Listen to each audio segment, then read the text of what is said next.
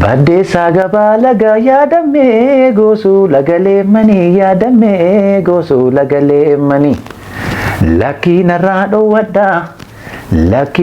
dhoowwadhaa dadhabee joortuun tala keessanii dadhabee joortuun tala keessanii gaabii kee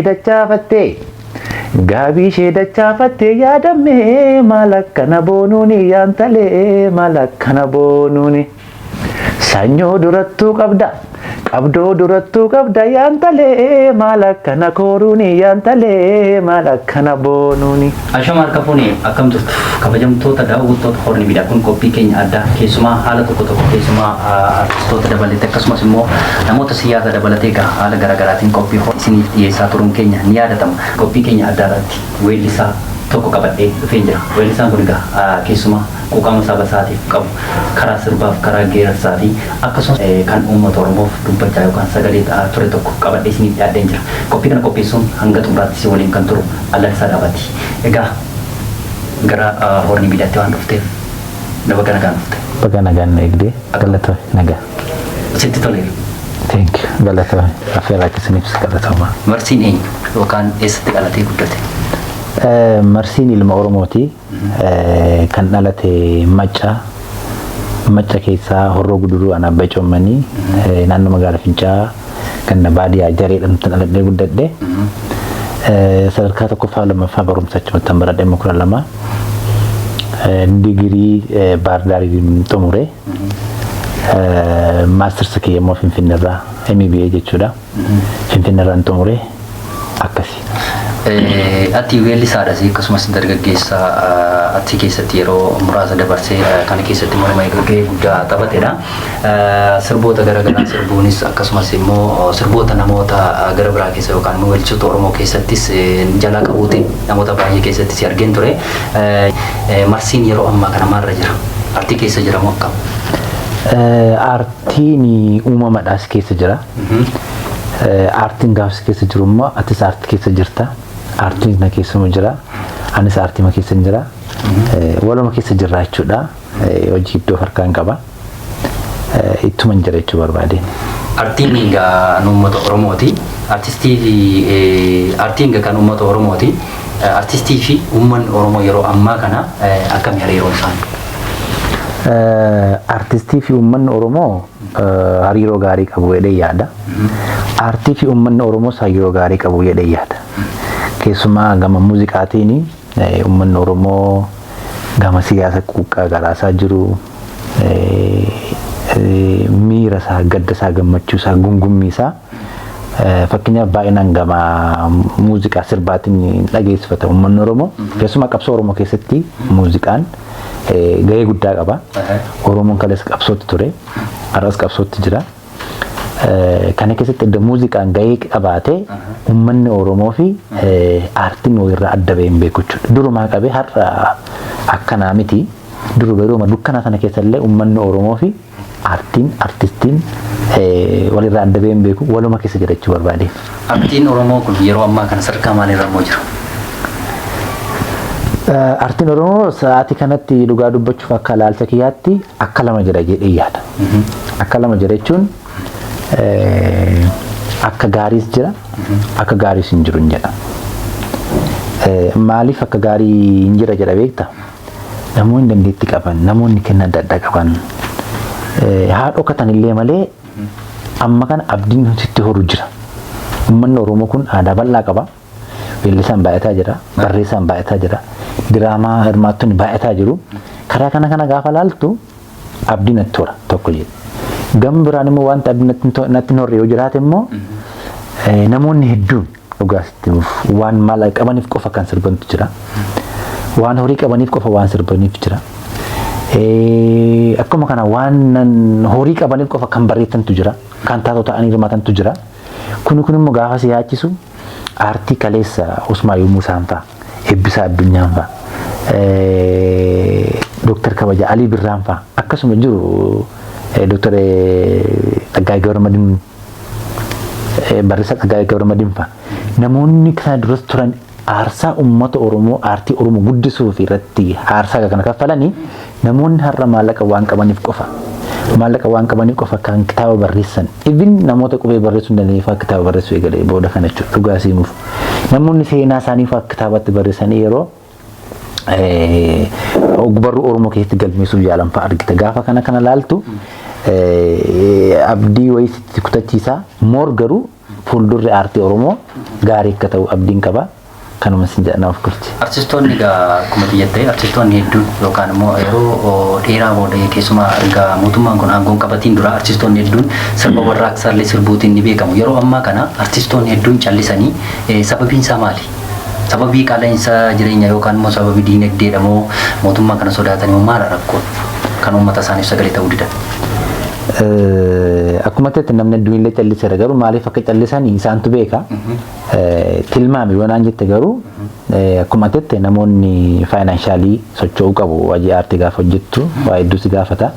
Namoonni rakkoo gargaarsaa yookaan rakkoo faayinaansaalii qabanii manatti ugguraman jiraachuu malu.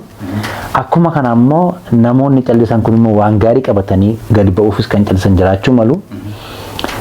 Faallaa kana ammoo namootumti siyaasa amma jiru kanaan ugguramanii sodaatanii haa ta'u yookaan faayidaa adda addaa haa ta'u goyyomsamanii haa ta'u bitaman jechuun rakkisa dhala namaa waan ta'eef dhalli namaa bitaman uggurama een amanu namoonni faayidaa adda addaan goyyomsamanii manatti akka callisanii ta'an godhaman jiraachuu danda'u. Nuyi garuu kana keessa hin jirru waan dandeenyu yaalaatuma jirra dhiibaatuma jirra rabbi immoo nu gargaara. Egaa gaaffii keenyatti dhufnee jira egaa kabajamtoota daawwattoota Horn Miidiyaa marsi ati dargaggeessa Oromooti namni tokko Oromiyaan siif maal siin jedhe maal jettee ibsita? Oromiyaan anaa fi eenyummaadha namummaadha biyyadha anaaf Oromiyaan kanuma waan siin jedhe sigaa maaliif eenyummaa keessa aadaa jira eenyummaa keessa eenyummaan jira eenyummaan ta'e eenyummaadha akkasi. Oromiyaa erga biyya jette biyya Oromiyaan anaaf erga jette Itoophiyaan immoo maal garasiif? Gaaffiin keenya galeera maal kaasuu akkati barbaadde amma namoonni hedduu yeroo baay'ee wal falmu waa'ee Itoophiyaa fi Oromiyaa kana. Ani Itoophiyaa akka sirnaatti impaayera wayittan fudhadha jechuun biyyi tokko biyya kan jechiisu ulaagaa guutuu qabdi. Fakkeenyaaf Oromiyaa gaafa fudhannu uummanni isaa uummata miiliyoona hamma kana qabeenya inni qabu ni beekta albuuda inni qabu ni beekta haala teessuma lafa isaa ni beekta dhugaan haala inni tokko immoo Itoophiyaan parsantii guddaa sabab sallammii 85 nama jira jedhamu dire 85 yoo thank you. Oromiyaan qofaa ishee parsantii guddaa kana edda Itoophiyaa irraa qabaatte Oromiyaan kun Itoophiyaan kun waan hunda edda Oromiyaa irraa fudhatte laale waan dubbachuu qabdi. Oromiyaan kennituudha eenyuuf Itoophiyaaf laatti. Inumaa Itoophiyaan Oromiyaa irraa waan fudhachuu qabdu fudhatte edda biyya jedhamte dhimmitti Oromiyaan isheen laattu isheen arjoomtu kun biyyan jedhamne tokko naaf gaaffii biraati kun siyaasa biraa dhiisi.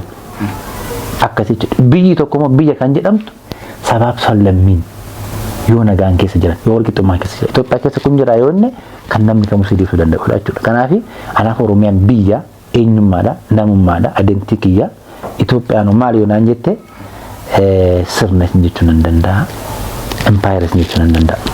Egaa kabajamtoota daawwattoota Horn Miidiyaa qophii keenyatti irraa bohaaraa akkasumas immoo irraa barachaa akka jirtan abdii guddaa qabna. Marsi sirba kee keessaa kan ani baay'ee jaalladhu dinqisiifadhu sirba shimala abbaa godhu sana keessaa akkasuma uummata keenyaaf daawwattoota Horn Miidiyaa otoo irraa sirbite sagaleeti. Okay. Shimala abbaa koo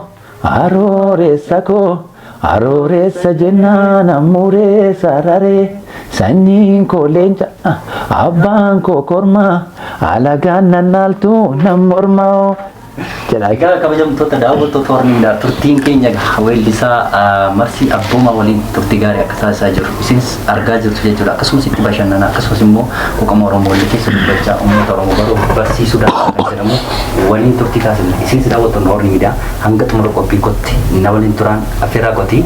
Hayyee Marsi Oromiyaan erga biyya siif ta'e Itoophiyaan immoo akka quuqama Oromoo akkasumas immoo sabni biyya keenya Itoophiyaa keessa jiruudha. Uummata bal'aa akka ta'ee fi sabab sablammii Itoophiyaa keessa yommuu sabab sablammii 85 ol jedhameeti yaadama. Egaa Oromiyaa kaasuu keenya hin hafneeti. Oromiyaa keessatti yeroo ammaa kana taateen ta'aa jiru kan akkamitti ilaalta? Oromiyaa keessa taateen ta'aa jiru taatee ulfaataa fi sukkanneessaa. Oromoon jaarraa hedduu dura argaa rakkoo gidiraa argaa tura jedhamee odeeffamuu akka seenaatti arginu jira. Akka tilmaama kootti immoo jaarraa kamuu keessatti sirna kamuu keessatti dhiittaa bittaa kamuu keessatti Oromoon rakkoo argee hin beekne argaa jira. Keessummeessaa jira. Kanaaf Oromoon amma gidiraa keessa jira.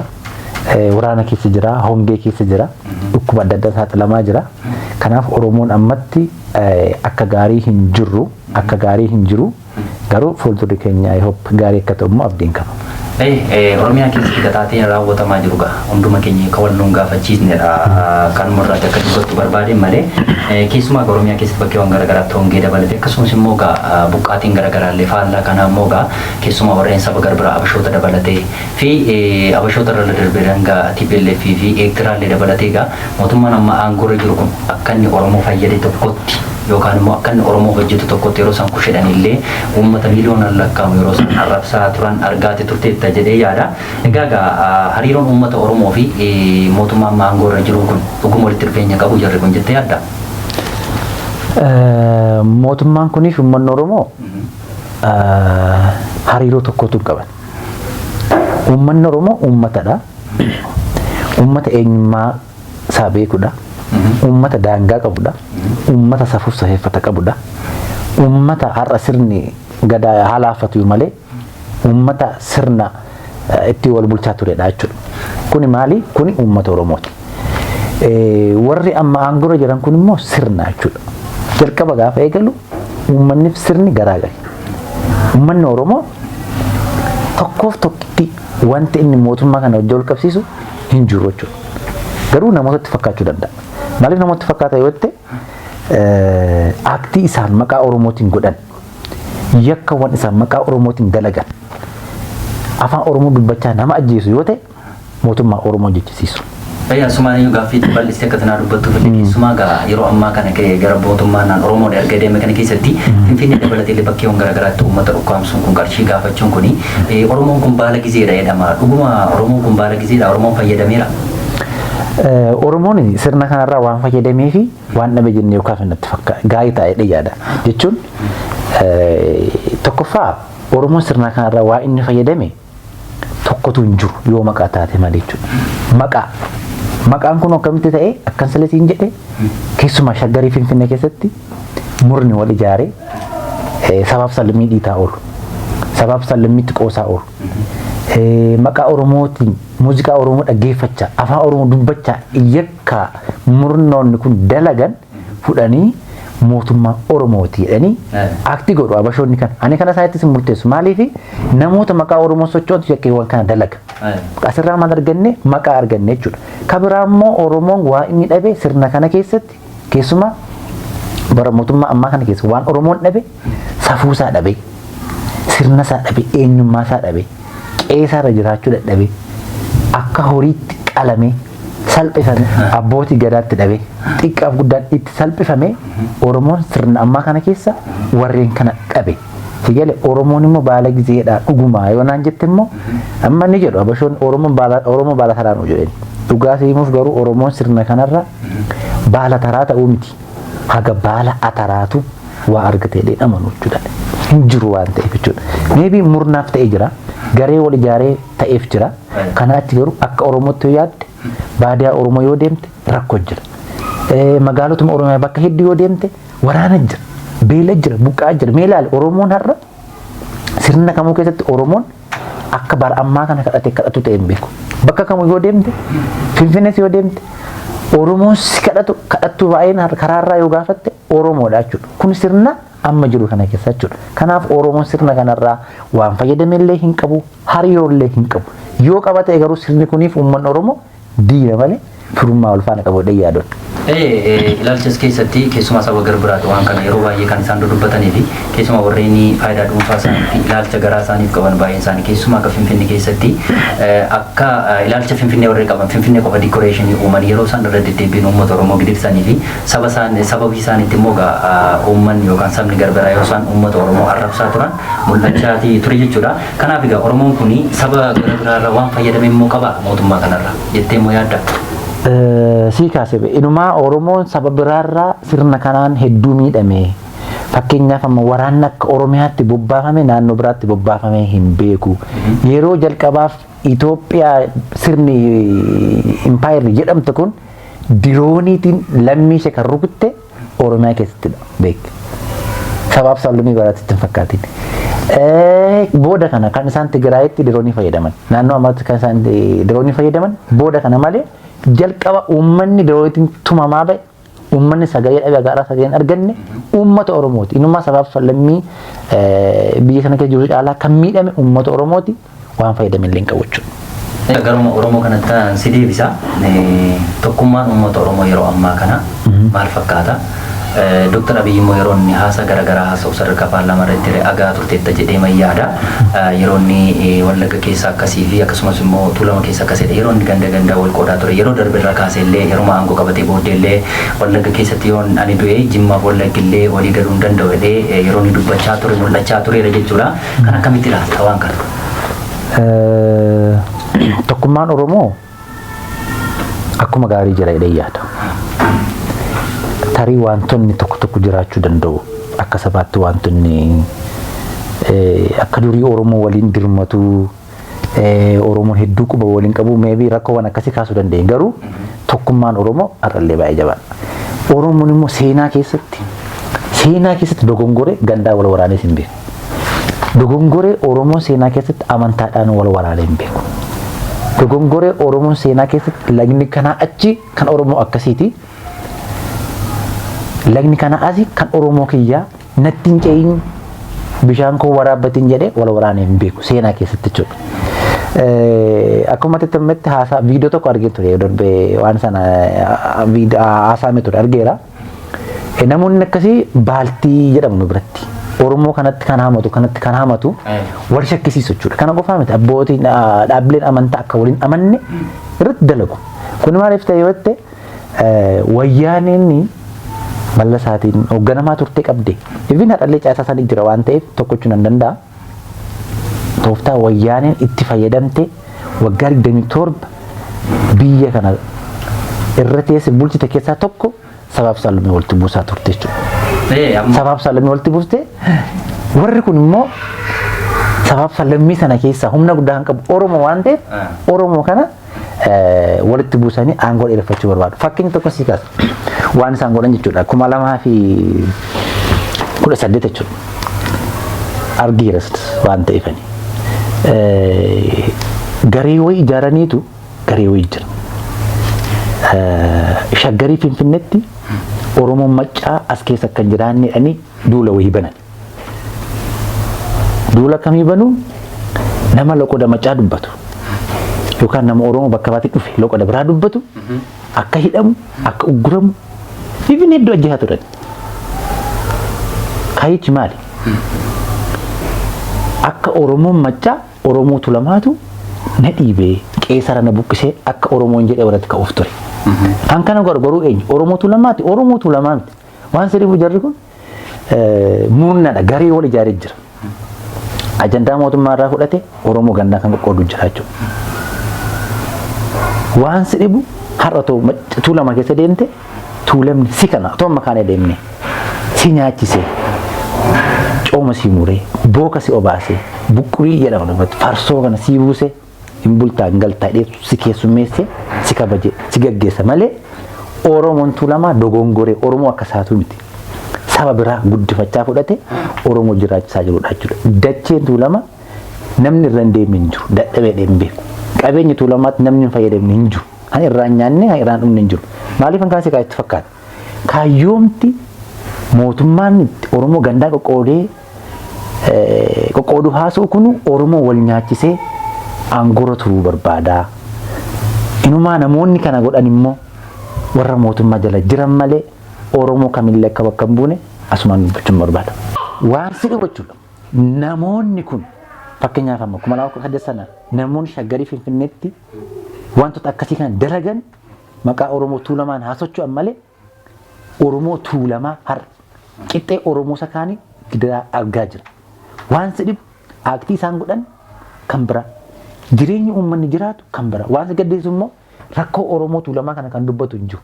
Maaliif yeroo baay'ee mootummaa wajjin wal qabsiisu waan ta'eef kun ilaalcha sirrii natti fakkaata kiyyaatti.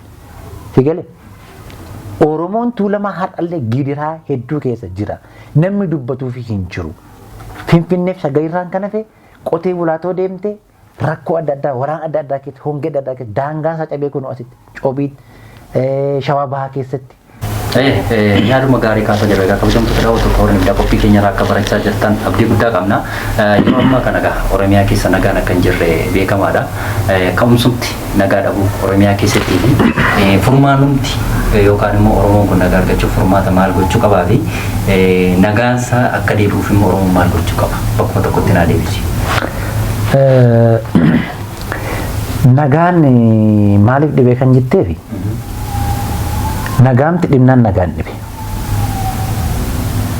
Sigalee nagaa waan hin jirreef nagaan dhibe.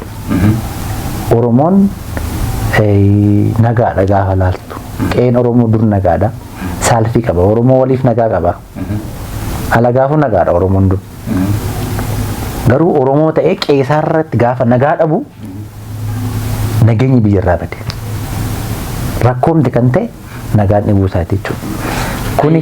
Kuni kana kabara maal jettee Oromoon nageenya isaa deeffachuuf maal gochuu qabaa naan jettee natti fakkaata. Oromoon nageenya isaa duriitti deebi'uuf qeesaatti deebi'uuf nageenya isaa durii deeffachuuf qaama nagaa isa dhoowwate nagaa dhoowwate falmate fincilee nagaa isa dhugaa nagaa isa sirrii isa asitti waa diikoor godhanii isa iddoo biraatti boombii darbatanii isa asitti maal godhanii uummata goyyoomsanii yookaan shawwadanii darbuuf yaalan miti. Nagaa akka Oromiyaatti kabachiifachuu yoo barbaade Oromoon qaama nagaa isa dhoowwate fincilatti kaase diddaatti kaase tokkummaatiin nagaa isaa deeffatan natti fakkaata. As keessatti keessuma Oromiyaa keessa taateen raawwatamaa jiru dubbachuun isaa kan nama qaanessu yaa ta'u malee keessumaa egaa mootummaan nageenya Oromiyaa keessatti nam buusa irra deddeebiin dubbatu si keessumaa immoo wal dhabdeen Oromiyaa keessatti woboo yookaan moran bilisummaa Oromoo wajjin gama mootummaatiin qaama sadaffaalee dabalatanii bakkeewwan garaagaraatti gidduu galiinsi akka raawwatame yookaan Oromiyaa keessatti akka nagaan bu'uun dubbatamaa tureera. Ololli kun akkasuma isaan gidduutti wal dhabdeen haa jiraatu yookaan immoo tokkummaan haa dhibuyyuu malee sooshaal miidiyaa kanaan deddeemaa akka turee fi nu illee argaa turreera. Sababii isaan itti Oromoon hundi nagaa dhabee jira yeroo ammaa kana waraansa isaan gidduu jiru kanaani Oromiyaa keessatti nageenya akka hin buuneef yookaan immoo uummanni Oromoo nagaa kan argannee fi mootummaa kanadha moo warra nagaati jettee moo yaadda yookaan waraana bilisummaa Oromoo jettee yaadda? Waan si kaasu qabu asitti maaltu jira beektaa? Jalqabuma kaasne Oromoon ciisee du'uurra gangalachaa du'uu filateetu kan inni qawwee kaase jechuudha. Rakkoomti biyya sana nagaan dhibuunsaayyuu tokko kanadha jechuudha. Ati inna reebda inna ajjeessa yoo ta'e ani gowwaa miti callisee si jalan ta'u waan an gochuu qabu nan godha jechuudha. Dargaggeessi hidhatee irra bosona inni kun waa inni gochuu danda'u qawwee kaasuudha. Ati immoo gaazexeessaa yoo taate waan ati gochuu dandeessu mirga falmachuuf waan gootu qabda jechuudha. Inni sirbisu immoo akkasuma waan gochuu danda'u godha. Maaltu jira beektaa amma dargaggoonni yookaan waraanni bilisummaa Oromoo boboon nama akka keetii nama akka kiyyaa nama ni yaada. Akkuma kan kee uffata bareedaa uffatee nyaata gaarii nyaatee mana gaarii ho'a keessa ciisuu barbaada. Kana yaadan jettee yaadda namni kamuu hawwa kan nama amma taatetti jechuudha. Jarri kun kana gochuuf fedhii qabu yoo ta'e fedhii qabu. Kaan immoo maatii dhiisee deemee jira. Kaan hojii dhiisee deemee jira. Sigale kaan qabeenya dhiisee deemee jira. Namoota akkasii kana jarri kun nagaan barbaadanii qorruma keessa taa'uu barbaadu. Ajjeesuutu suusiitti ta'ee qawwee baachisuutiitti ta'ee jetta yoo ta'e kun kaalkuleeshinii biraati jechuudha. Maaliif hangana sii kaasee namni gaarummaa jibbee mana keessa taa'u jibbee lolaaf ajjeesuu kan ajjeefamuuf dirreetti ba'u hin jiru. Yoo isa dhumaa ta'e malee kanammoo agarsiisummaan Oromoon qeesaa irra jiraachuu dadhabe. Inumaa akka Oromoon yookaan dargaggoonni Oromoo qawwee kaasan kan godhe kan haala mijeesse dhugaan sitti himani. Mootummaa amma aangorra jiru qeerraa jiraachisuu dadhabe ani taa'ee siin du'u. Kanaaf kan nagaa dhowwatee uummata kana sirna kana mootummaa eewaa humna rakkisa kana sin jedha. Asuma keessaa ta'uu baay'inii keessumaa gaa Oromoon har'a bakkeewwan garaagaraatti dhiiga akka jiruu fi dhiigni isaallee dhangala'aa jiru dargaggoota dabalatee manguddoota akkasumas harmoolii keenya dabalatee bakkeewwan garaagaraatti keessumaa humnoota biyya Amaaraatiin keessumaa immoo Wallagga keessa asum Salaalees dabalatee Darraa keessatti jechuudha. Bakkeewwan garaagaraatti dhiigni uummata Oromoo dhangala'u kana mootummaan otoo arguu yookaan mootummaan amma aangorra jiru otoo beeku keessumaa taateen kuni taateen finxaaleeyyiin Amaaraa uummata Oromoo buqqistu kuni keessumaa waggoota 7 asitti erga mootummaan kun aangoo qabatee akka ta'e beekamaadha. Kanaaf ilaalchi mootummaa kun uummata Oromoof qabu. Keessumaa immoo uummata Oromoo akka inni kabajamuuf daangaan isaa akka kabajamuu fi mootummaan kun dhuguuf finxaaleeyyii Amaaraa kana uummata Oromoo irraa tasgabbeessu yookaan immoo irraatii adabuu dadhabe immoo mootummaan kunii fi finxaaleeyyiin Amaaraa kun walitti dhufeenya qabu immoo jettee yaadda? Gaaffii baay'inaan gaafatte baastimuu fi walitti dhufeenya qabu waan jette kuni namni biyya tokko bulchuu yookaan paartii tokkos hoogganu sadarkaa paarlaamaatti sadarkaa guddaa jedhame waamuu biyya kana keessatti isarratti kaasee dhageessetta faannooni yaagar kuraatnoo nageem yoo waaggaal ምናምን jedhe gaafa dubbatu agarsiisa beekamtii walii kennan yeroo jechuudha. Thank you. Beekamtii walii kennanii namoonni akkasii wal faana hojjetu yoo ta'e wal faana hojjetu gaafiin qabaasummaa irraa hubachuu dandeenya. Mootummaan maaliif immoo daangaa Oromiyaa hin kabachiisu? Maaliif lammiilee isaaf hin birmatu? Kanaan jette immoo tokkoffaa jarri achuma waa'ee immoo Oromoo waan beekan natti hin fakkaatan. Hamma Oromoos waan beekan natti hin fakkaatan dhugaa dubbachuuf. Eenyummaa Oromoos daangaa Oromoos waan beekan natti hin fakkaatan. Ejjennoo Oromoos gaaffii Oromoos waan beekan natti hin fakkaatan. Garuu yoo beeku ta'e garuu maaf callisu yoo naan jette Oromoo sana laaffisu, Oromoo sana dadhabsiisu, Oromoo sana harka micciiru, Oromoo sana qofaa qofaatti baasanii rukutanii qofaa qofaatti funaananii fixuuf kana godhu. Waan sidibu garuu hamma kana godhanii Oromoon sun hin jiidhu, Oromoon sun hin dhumu, Oromoon sun hin badu. Maaliif beektaa? Oromoon kun dhugaa qabatee jira. Qeesarratti du'aa jira Oromoo. Dhaqee ganda namaatti kan du'aa jiru. Otoo hordaa qabatee deemu du'aa jira. Otoo gabaa deemaa jiruutu du'aa jira Oromoon kun. Kanaaf namni dhugaa qabate, sabni dhugaa qabate har'aa qeesaa irratti du'ullee balbala isaatti ilmi isaa ajjeefamee mukatti baatamee sirbamullee sabni kun bor iddoo guddaa ga'a. Uummanni Oromoo bor iddoo guddaa ga'a ni mo'allee rabbillee nu gargaara. Asuma keessaa tun bahin keessumaa qabxii koo gara dhumaatti deemaa jira. Yeroo ammaa kana keessumaa taateen bakkeewwan garaagaraatti Oromiyaa dabalatee akkasumas Tigraay fi Eertiraallee dabalatee dorsinni garaagaraa keessumaa galaanaa jedhame sababii garaagaraatiin keessumaa taateen amma yeroo ammaa Oromiyaa keessatti yookaan guutummaa biyya keenya keessatti raawwatamaa jiru hundumti keenya iyyuu ni agarra. Garuu duumessi gama kaabaa kanaan dhufa jedhamee yaadamu suni keessumaa immoo nama akka nama doorsisu yookaan immoo akka nama sobuutti yeroo isaan dargaggeessa Oromoo warreen ta'an keessumaa warreen eebbifamanii mana jiran dabalatee akkasumas immoo sadarkaa elementarii fi sadarkaa iskuulitti illee dargaggoota humnaan qabanii finxaaleeyyii Amaaraa loltu jedhanii Eertiraan nu loluu fedha yookaan immoo bulguun tokko karaa kaabaa dhufuu fedha muummee ministeera Itoophiyaa yeroo darbe irraa kaasee walgahii garaagaraa gaggeessaa turuun ni yaadatamu dargaggeessa yookaan uummata Oromoo wajjiraanii dhuguma waraanni gara kaabaa dhufu kun yookaan duumessi achiin dhufu kuni uummata Oromoo ilaallachuu danda'a yookaan dargaggeessa Oromoof immoo bu'aa maal buusuu danda'a jettee immoo yaadda kan waraanatti geessu. Ani qoccoo kana akka lamatti ilaala. Akka lamatti jechuun tokko siyaasa ta'uu danda'a. Siyaasa jechuun sobanii wal qoccoo bu'aa wayii argachuuf walii waraananii meebii siyaasuma hojjechuuf kana godhanii dheeyyaata. Lammaffaa immoo dhuguma akkuma jettee duumessi gara kaabaa kuni yoo duumessaa'e roobuun isaa nafu. Yoo roobe immoo lafa jiisuun isaa nafu. Lafa yoo jiise immoo lola'uun isaa nafu. Maybe duumessi kun gaafa roobu cabbis qabaachuu danda'a. Asitti waan ani kakotti hubachuu qabna dha yaadu roobni saaroo cabbiinis saabu lolaanis haalolo wanti garaa kaabaa kanaafi mootummaa kana gidduutti ta'u yoo jiraate karfaffuun shellee uummata Oromoo akka tokko hin qabne dhaammachuun barbaadan. Maaliif yoo jette kaleessa kan wal afaan nyaachaa ture isaanii mee waan sii kaasa dhugaasittiin TPLF gaa horaaname uummanni Oromoo humnaan isaa ta'u goyoonfamee isaa ta'u dargaggoota hedduutu dhaqee achitti dhume waraana kanarratti. Oromoon sirna amma jiru fedhee TPLF daangaa cehee waraanee fi sirni amma jiru garuu faannoo daangaa ceesise Oromoo ajjeesise Oromoo buqqaasee waan barbaade gooyisaa jira. Nama akkasii si gochuu dhaqee duulii jechuun gaaffii biraati. Tuffiidha dhumaa uummata Oromoo kanaaf. Maaliif Oromoon kan isa dhaqee bakka hedduutti du'eeraa fi isaan immoo har'a kana salphisaa jiru jechuudha. Kana qofaa miti. Eertiraan waraanni Eertiraa Oromiyaa keessatti bakka hedduutti booji'ame. Waboodhaan booji'amee gaafa argamu ragaa hedduu jira. Nama lammii biyya biraa ta'e daangaa keekeetti fidee si ajjeesisa akkasii akkuma seera idil addunyaatti yakka dhabeeki lammii biyya biraa tokko gashite lammii kee waraansuu hin dandeessu.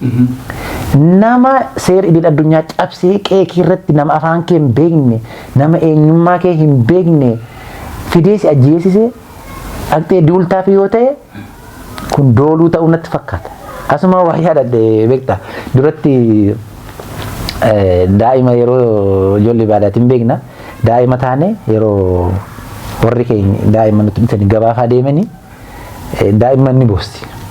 Daa'imman kan akka lamatti sossomna. Akka lamatti jechuun tokko meeshaa mana keessaa kana waan akka meeshaa kana walitti guurree walitti rukunnee diikoor goonee ittiin sossomna rukunnee maal goone tokko kanaan sossomna daa'imman san goyoomsine jechuudha.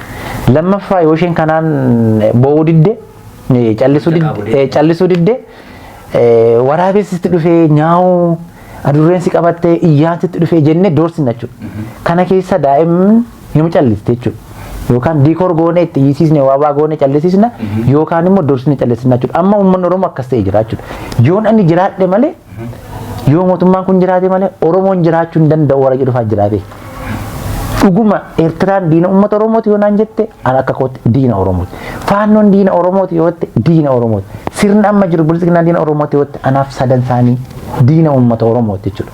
Oromoon jarreen kana gidduu galee nan lola yoo jedhe kisaaraa malee bu'aa waan argamu natti hin fakkaatu. Ammatti immoo Oromiyaaf maaltu nu barbaachisa jettee yaadda? Ammatti Oromiyaaf wanti barbaachisu hidhannoo, fincila, diddaa kanatu barbaachisa jedhee yaada. Mootummaan kun keessumaa gaaffii Oromoo hedduu isaa deebiseera. Kanaaf muraasa jedhee yeroo garaagaraatti dudubbachaa jiru ni mul'ata. Hanga ammaatti dhuguma gaaffiin Oromoo kun deebi'eera. Gaaffiin Oromoo immoo maal fa'adha? Gaaffiin Oromoo kaleessa gaaffii abbaa biyyummaati. Inuma gaaffiin Oromoo deebi'u miti. Gaaffiin Oromoo amma baay'ate iyyuu beeki. Kan durii caala. Kaleessa gaaffiin Oromoo gaaffii abbaa biyyummaati. Gaaffii eenyummaati. Gaaffii walabummaati. Gaaffii bilisummaati. Har'a uummanni Oromoo akka kanaan gaafanneef qaala'insi jireenyaatiin uummata sammuu rukutanii hojii manni adda addaatti baay'isanii assaayimentii hedduutiin uummata kan goolanii Oromoon gaaffii eenyummaa isaa dhiise gaaffii abbaa biyyummaa isaa dhiise gaaffii daabboo ka gaafatutti galteessan. Oromoon gaaffii eenyummaa isaa dhiise gaaffii miindaa ka gaafatutti galteessan. Oromoon gaaffii abbaa biyyummaa isaa dhiise gaaffii eenyummaa isaa dhiise gaaffii wanti xiqqoo gaafatutti uummata galteesse. Inuma gaaffiin Oromoo amma baay'ate jechuudha. Kanaaf gaaffii Oromoo deebisnee irraa warra jedhanii jalqabumaa qabanii gaaffii Oromoo hin beekan. Deebisuus immoo hin danda'an jechuudha. Baay'ee gaaffiin Oromoo baay'ee waan waltaawaadha waan deebisuu hin danda'amudha. Garuu jarri deebisuu hin danda'an. Warra beekullee miti gaaffii Oromoo. Kanaaf gaaffiin Oromoo waan deebi'ee kamare. Egaa kabajamtoota daawwattoota Horn Miidiyaa qophii artistii Marsii Abboomaa waliin taasisaa jirru waan irraa barachaa akka jirtan abdii guddaa qaba. Marsii sa'aatiin qabu fayyadamee egaa dhumarratti hireen uummata Oromoo sichi maal ta'a jettee yaadda. Asumaan immoo gaaffii xumuraa kanaaf ta'uu fi Oromoon nagaa fi nageenya isaa gidduu isa walii isatti akka eeggatu gara fuulduraatti illee maal gochuu qaba? Egereen Oromoo yeroo xiqqoof dukkanallee taatu yeroo xiqqoof qaqaweessi hedduun jiraatu yeroo hedduuf qaawwi hedduun jiraatullee egereen Oromoo moo'icha egereen Oromoo walabummaa bilisummaa akka ta'u abdii guddaan qaba. Gaaffiin biraa immoo Oromoon nageenya isaa deeffachuuf maal gochuu qaba akkuma naan jette sila sii kaaseera Oromoon nageenya isaa deeffachuuf qaama nageenya isaa dhoowwate nagaa dhoowwate fincilee ka'uu qabaan ergaa kooti. Egaa kabajamtoota daawwattoota Horni Miidiyaa qophiin guyyaarraa qophii addaa irratti Horni Miidiyaa irratti immoo artistii Marsii Abboomaa waliin taasisnee kan hangammaatti daawwataa turtan ture. Qophii kana qopheessuun si waliin kan ture Alalalisaa Dhaabaati. Isinis daawwattoonni Horni Miidiyaa hanga xumura qophii keenyaatti nu waliin waan turtaniif galanni keessan bilisummaadha. Marsii atis gama keetiin daawwattoota Horni Miidiyaa kabajjee kunuunis kabajjee istiidiyoo keenyatti argamtee uummata miliyoona yookaan immoo uummata bal'aa miliyoona lakkaa'amu kana kabajjee gaaffii uummata Oromoo akkasumas immoo quuqama uummata keef qabu. Dhumarratti sirba artistoota Oromoo keessaa kan keessaa tokko kan nama biraa uummata daawwattoota Horni Miidiyaa akkasumas immoo uummata saba bal'aatiin gargar ba'an. Biyya malee kabaja waan qabu namuu hin callisii yoo mirgi kee sarbamu. Abbaatu booroo dhaabbata hordee malaan nu sossobaa jirti sobde nu gamee dubbiin irra dhibaa dhiisiin booda nu dhibaa. Nagaan nutti. Galatoon.